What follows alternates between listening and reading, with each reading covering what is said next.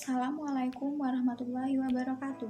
Perkenalkan, nama saya Reza Resita Dewi, NIM E2019-2221. Saya dari kelas Ekonomi Syariah 5, semester 3, Fakultas Ekonomi dan Bisnis Islam, Institut Agama Islam Negeri Jember.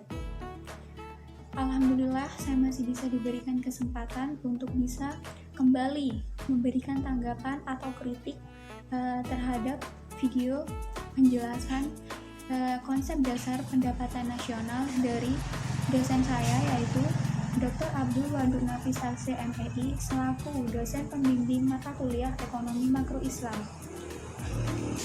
yang mana beliau menjelaskan konsep dasar pendapatan nasional.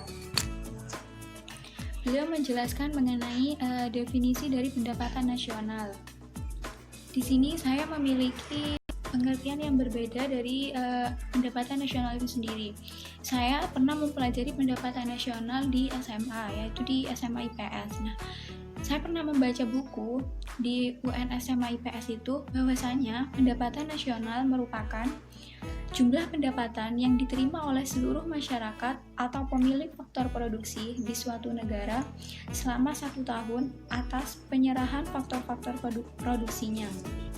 Pendapatan nasional tersebut digunakan oleh masyarakat untuk keperluan konsumen dan sisanya untuk tabungan untuk keperluan di masa depan.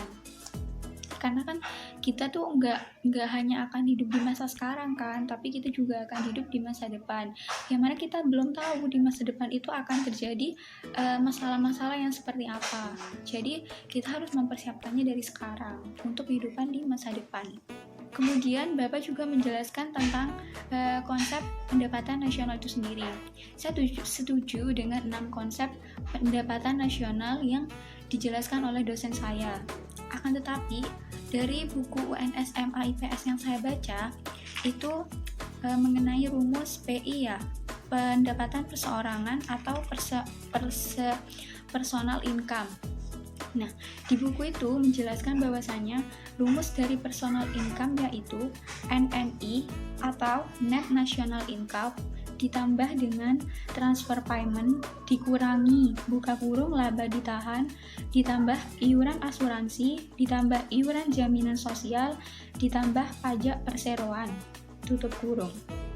Kemudian dalam buku UN SMA IPS yang saya baca itu ada satu konsep pendapatan nasional yang dimana di video tersebut Bapak tidak membahasnya ya.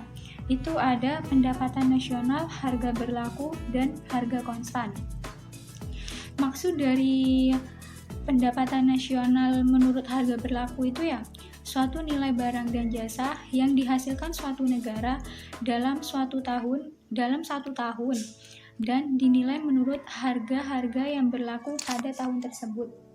Kemudian juga ada pendapatan nasional menurut harga konstan atau pendapatan nasional yang real, yaitu nilai barang dan jasa yang dihasilkan suatu negara dalam 1 tahun dan dinilai menurut harga yang berlaku pada 1 tahun tertentu atau tahun dasarnya. Jika kita itu akan menghitung tingkat pertumbuhan ekonomi dalam satu negara, maka komponen yang kita gunakan sebagai dasar hitungan yaitu pendapatan nasional. Pendapatan nasional menurut harga konstan.